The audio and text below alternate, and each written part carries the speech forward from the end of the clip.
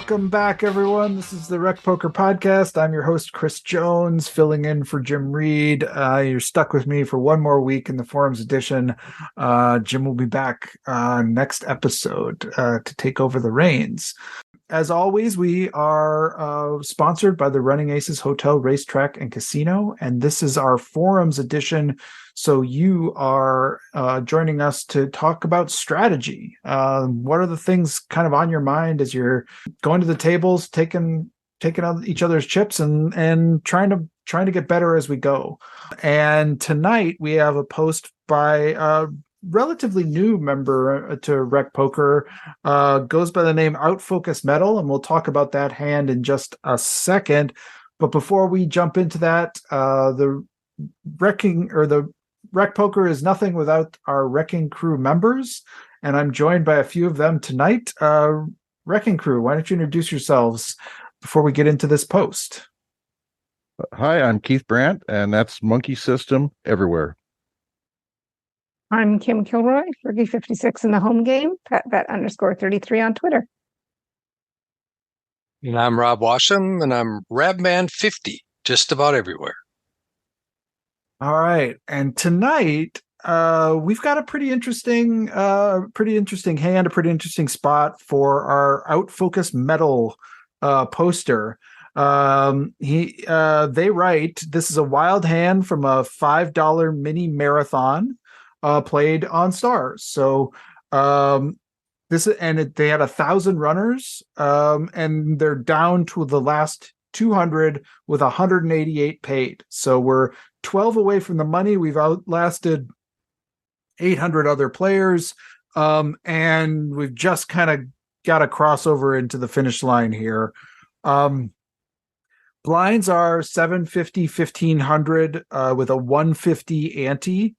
And we have 65K in our stack, which is a fairly healthy stack, especially as we're kind of approaching this bubble. It's one that we might be able to apply some pressure with. And the main villain in this hand, playing from the under the gun 1 position, or I believe what Eric Jin would call EP, has 33K.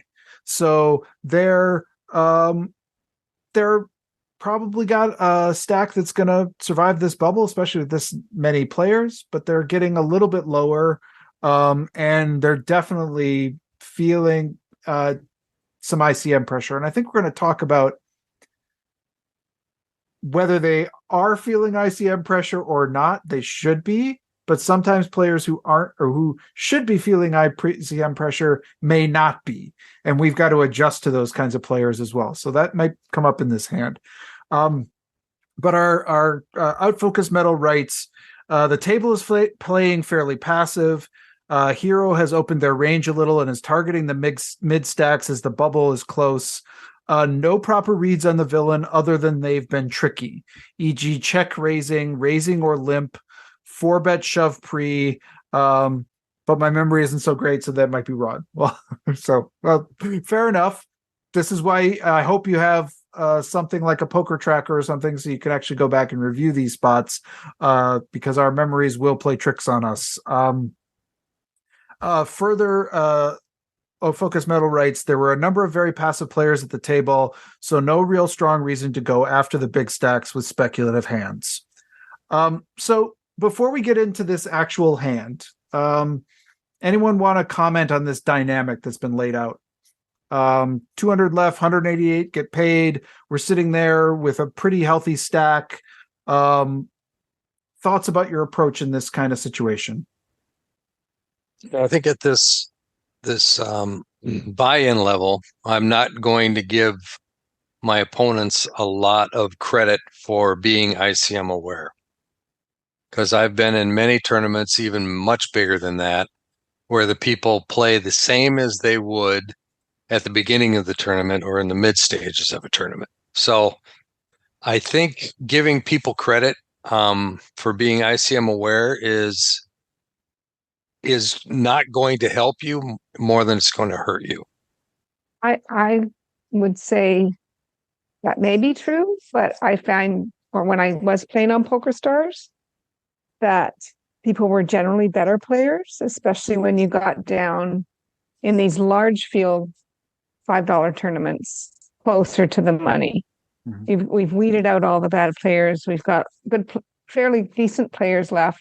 A lot of them are grinding these $5 games, and a lot of them, maybe not all of them, are ICM aware.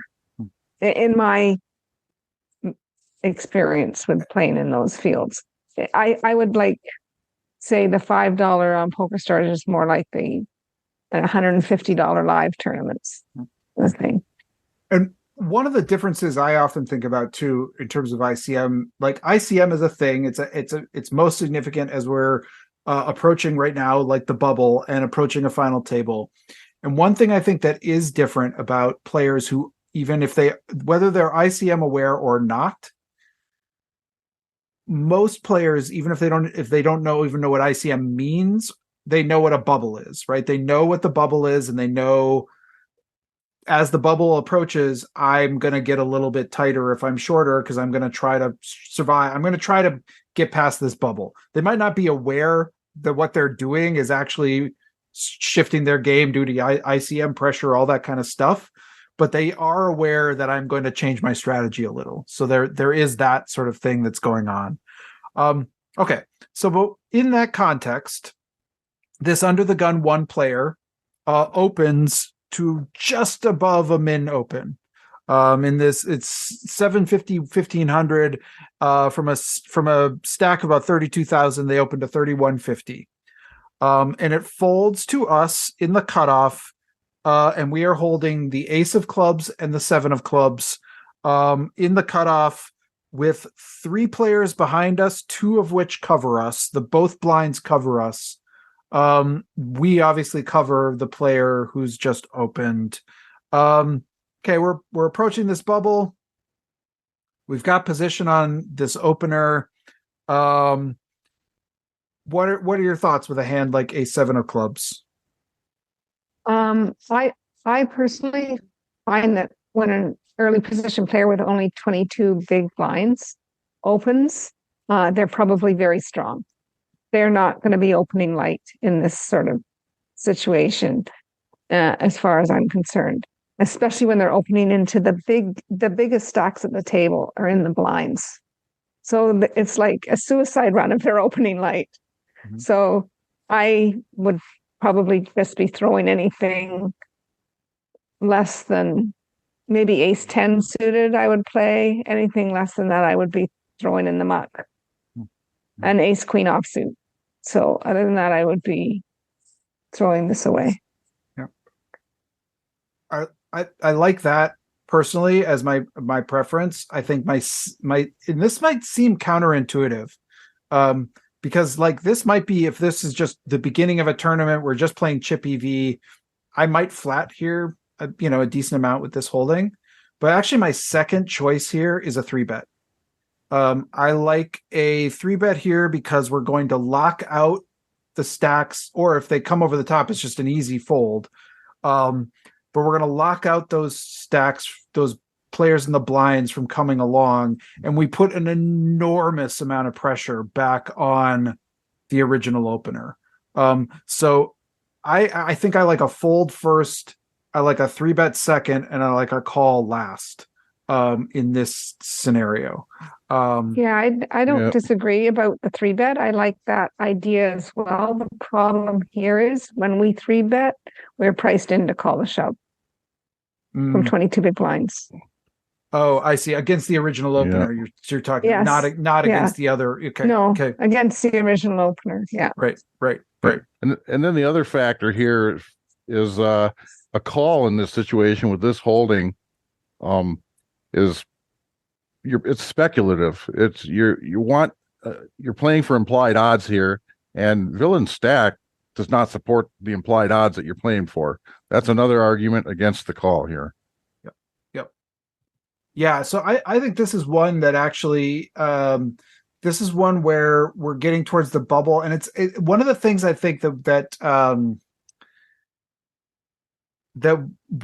players often can get a little twisted, and it's confusing, right? Because it's like, oh, well, I have a bigger stack than the player that opened, so I get to play more hands. I get to be more aggressive against them. I get to bully them more often.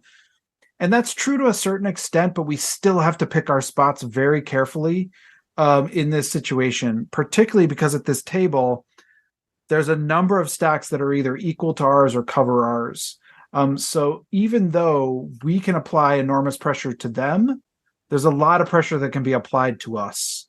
And in fact, I think when we call this, maybe not in this tournament, but there should be a decent number of squeezes that happen in this. Is if we start flatting hands like A7 suited, we should be expecting against better players. We should be expected to get squeezed a lot in this spot, and we can never really call those squeezes with this kind of holding. So that's another reason why flatting here is a little bit rough. But our correspondent does elect to flat.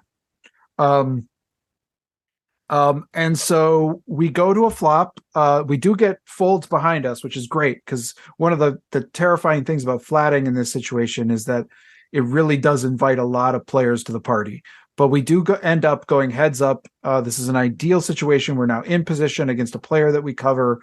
And the flop comes king of spades, 5 of clubs, deuce of diamonds. We again are holding ace 7 of clubs. And the our villain checks to us. Thoughts about your approach here? I think if we're going to try to win this hand, this is a place to do it. Right here. By checking, we're showing weakness. I mean, the opener has already shown weakness out of position by checking. Now, when we check behind, we're showing the same thing. We're showing, well, this flop didn't hit us. He's saying the flop didn't hit me. Now we're saying the flop didn't hit us. So right away, we're putting ourselves in a position where we're saying we don't really have a hand. So if I'm going to play this hand in this manner, I think it calls for a bet here. Probably, a small bet, maybe a third of a pot type bet at this point. Even though we were not the pre-flop aggressor, the pre-flop aggressor chose to check. So we can now take over. It's not a donk bet anymore. We can now take over the aggression. Yeah, I like that a lot. I think this is one where I would really want a small bet, and I would probably think of this. I would probably rarely have called here, right? Like I was describing. But if I was calling with all my A7s, I think the one I would check back is the hearts variety here, simply because it's sort of like, and reminder, the flop is a rainbow flop with the diamond, spade, and a club on it, deuce, king, 5.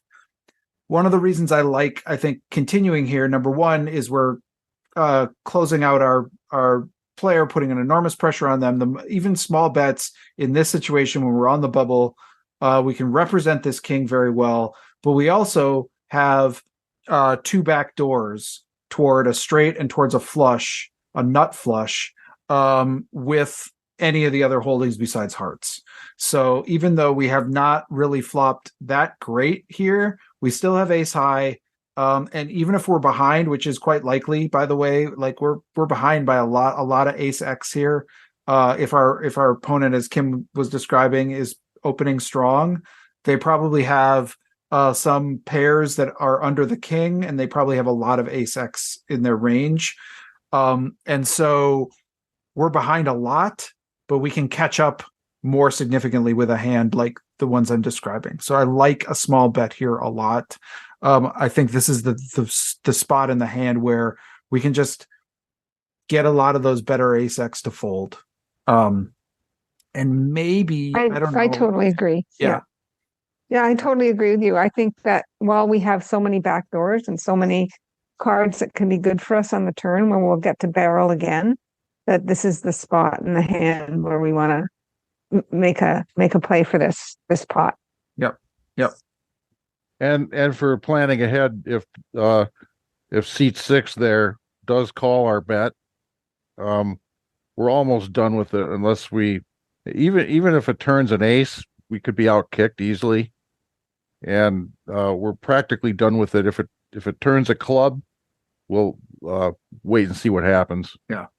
Yeah, I'm pretty much, yeah, I agree. Like if we get called, unless the turn is like the 3 or the 4 of clubs, then we might get a little spicy with it. But otherwise, yeah, I tend to agree. Yeah, and I think it's the bet fold bucket. So if you do bet this flop and he chooses to raise into us, do a check raise, then it's an easy fold. Yep.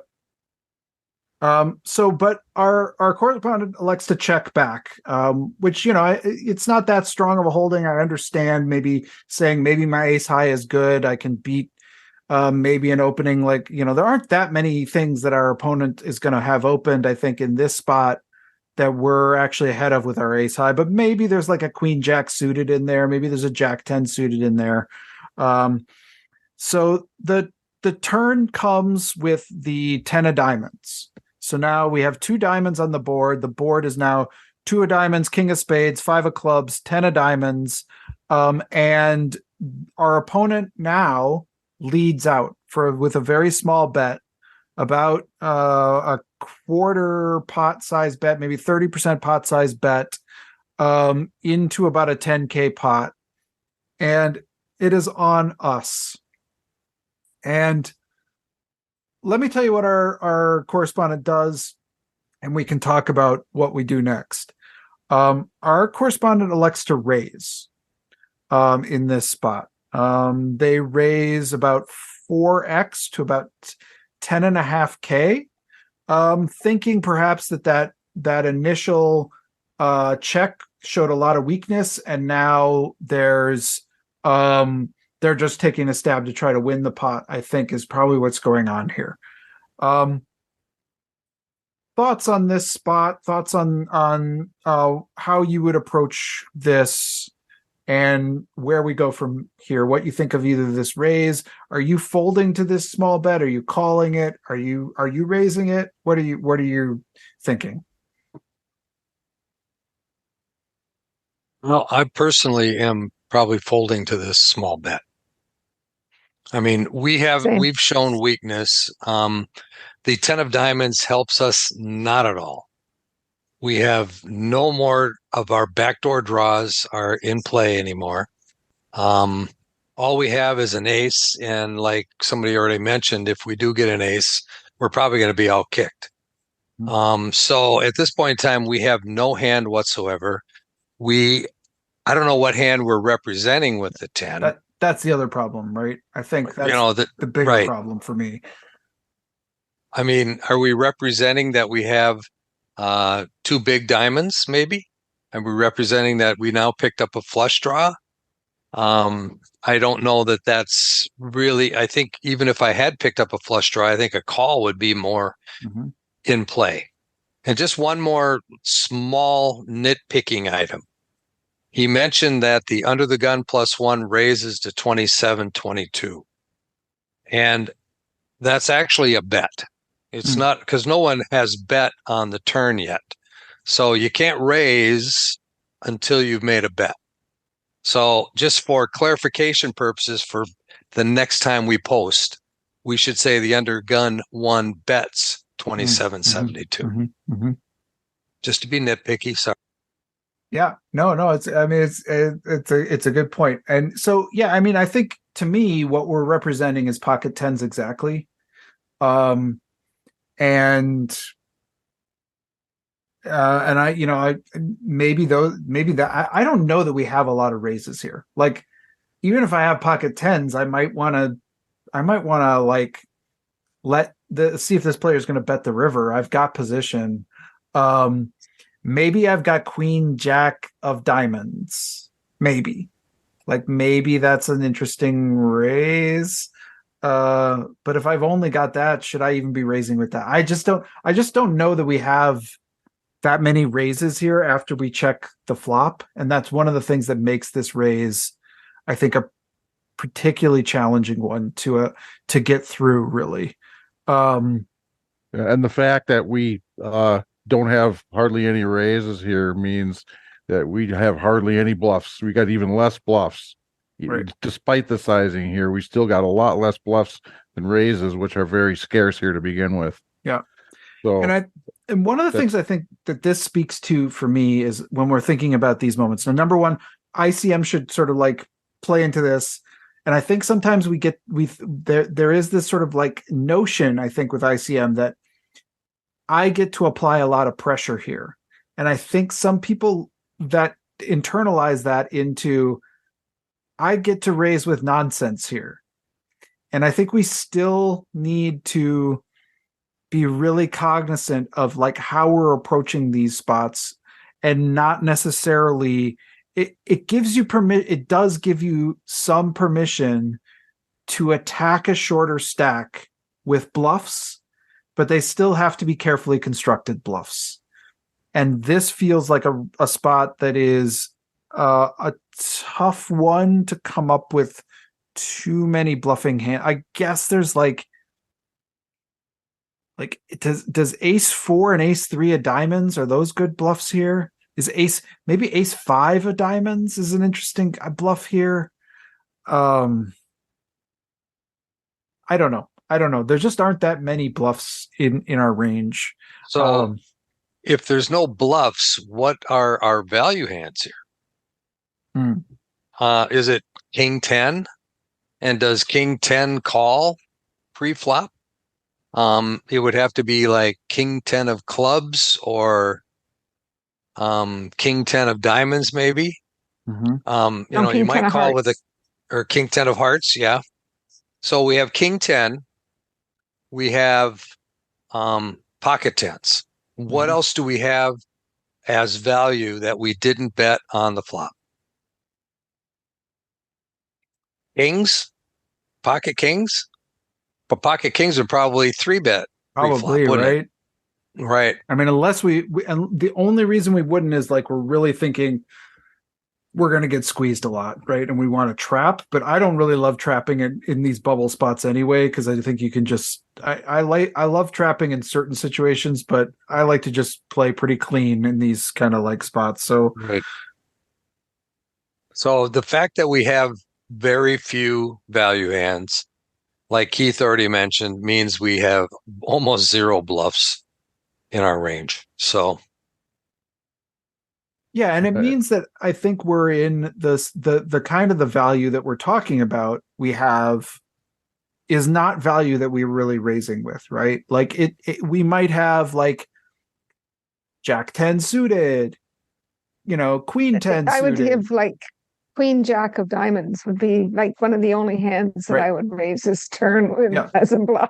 Yeah, agreed. I think that is probably like the most common one that I would do. I think I would raise maybe with pocket tens, maybe, and Queen Jack suited or Queen Jack of diamonds. But yeah, so I think that makes this raise really hard to get through. And our opponent does call the raise. One other point that I wanted to add here is that you got to think about what you're leaving behind. Also, he's leaving behind 32 or 34 big blinds. That's one of the least profitable stack depths in Texas Hold'em. You don't want to be in that stack depth range, upper 20s, lower 30s. Right. You either don't take the risk to get down there if it's not really warranted, or you fight to get out of it once you get in it. You just don't want to risk being put into that zone. Yep. I mean, you're going to find yourself in that zone, but why put yourself in that zone on purpose like this? Yeah, and one of the other things that this does when our opponent calls this, they leave themselves with there's 30,000 in the middle and they have 19,000 behind, which is about 12 to 13 big blinds. So they're really quite committed to this spot. And they so the river comes and it is a 6 of spades. So the final board is 2 of diamonds, king of spades, 5 of clubs, 10 of diamonds, 6 of spades. And our opponent checks to us having about 12, 13 big blinds behind. it's like it's almost a half SPR, a little bit more than they have a little bit more than half pot behind. It is on us. We are sitting here with ace 7 of clubs. Do we want to continue this story? And if so, what do we do? So I know that our opponent bets, our hero bets here. But I think it's a really good spot to bet. But I think you have to put the opponent all in. Like there's just no other bet that can be done here. Yep. It has to be an all-in Agreed. bet. It has to be for all their chips. Yep. And it has to be meaningful. And that would be with our bluffs and with our value. Yes. Yep. And our course. So yes, and you're sort of alluding to this because and why? Why? Let's say what our and then let's talk about why. So our correspondent bets 7,500 into a pot of 30,000, which now which is about a 40% of our opponent's stack, but it leaves them 7 or 8 big blinds behind. So and they end up getting called. But let's talk about why we want to jam here. Well, when our opponent checks to us on the river, to me, I read this as a medium strength made hand. Mm-hmm. Like a medium strength hand, they just want to show it down.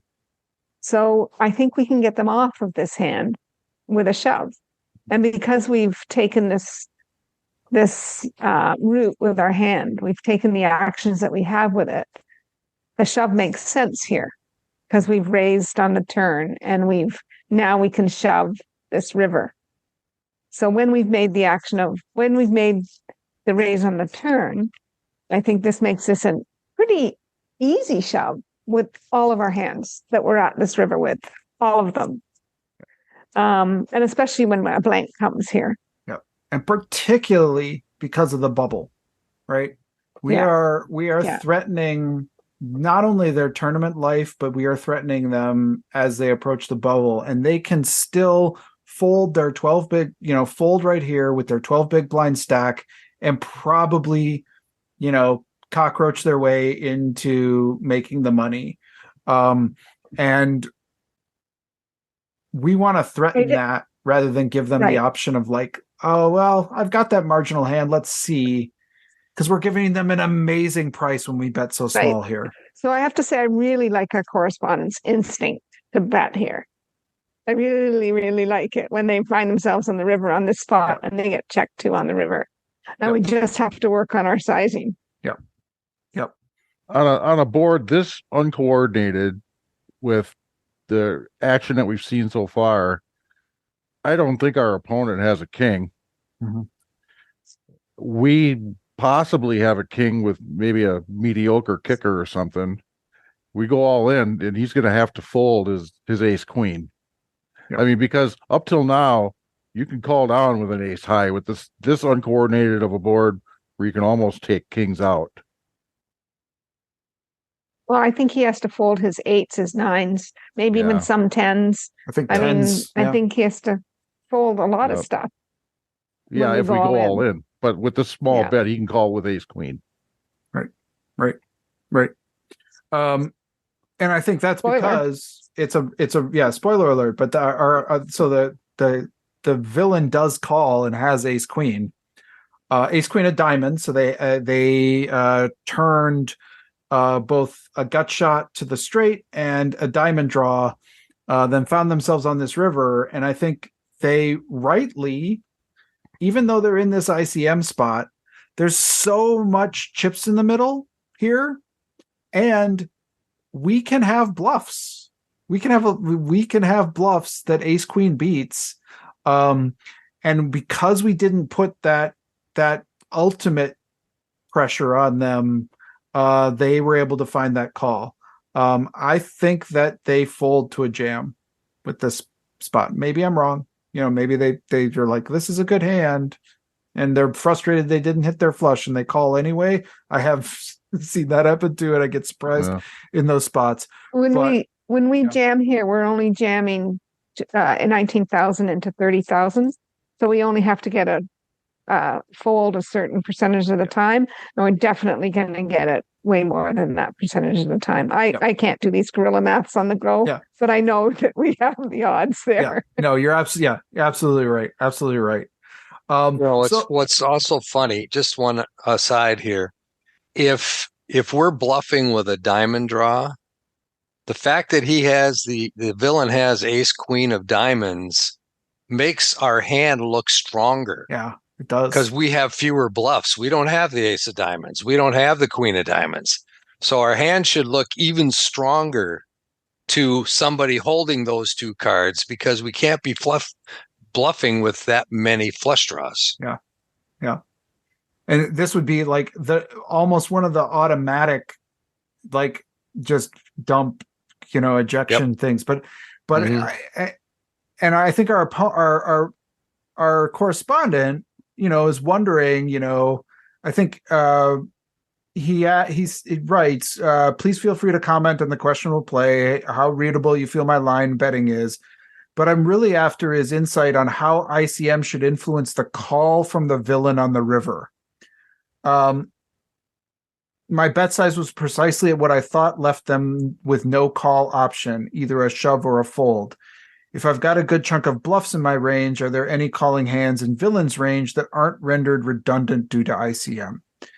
And I think what potentially we're sort of misreading here is like, yes, I agree, ICM is a factor here, but this bet sizing actually opens the opportunity for our villain to call. Whereas if you threaten their bubble life and their tournament life, they cannot call with a bluff catcher this week. There's not much difference between them having, there is a difference, I agree, but there's not much difference between them having 12 big blinds and 8 big blinds here. And we give them that option of finding out if they can win, what is this, 45,000 in the middle? So they can win 30 big blinds by calling 4 of them. That might be worth bluff catching a little. And so I think that's where we leave the door open for them to make this call. All right. Any other thoughts on this spot, this hand, this kind of bubble play in general? I ran this hand through Odin, and this is not in ICM mode, to be fair. And it did fold the ace 7 of clubs on the flop almost all of the time, but 1% of the time it finds that raise that we saw. Mm-hmm. And follows the same line with a small bet on the river, and our opponent is supposed to fold ace queen of diamonds. Yeah. Well, and I think if we were, but this is not. That's not ICM. So, if we're playing Chippy V, this small bet doesn't actually upset me as much. I think the ICM factor is the one that really means that when we're in these kinds of situations, we have to give our opponents the most difficult decisions we possibly can. Particularly, we have to do it with our value and our bluffs. And I think this is a cardinal example of why that's important. Absolutely, a great example of that. Yeah. All right. Well, with that, I want to thank our correspondent for putting themselves out there. We definitely had some things to talk about with this hand. I think it was a really great hand, a really great example. Hopefully something we can all learn from. I want to thank the Running Aces Hotel Racetrack and Casino for sponsoring us. And I want to thank Keith, Rob, Kim for all your insights. And most of all, I want to thank you, the listeners, for tuning in. Thanks so much. We couldn't do it without you.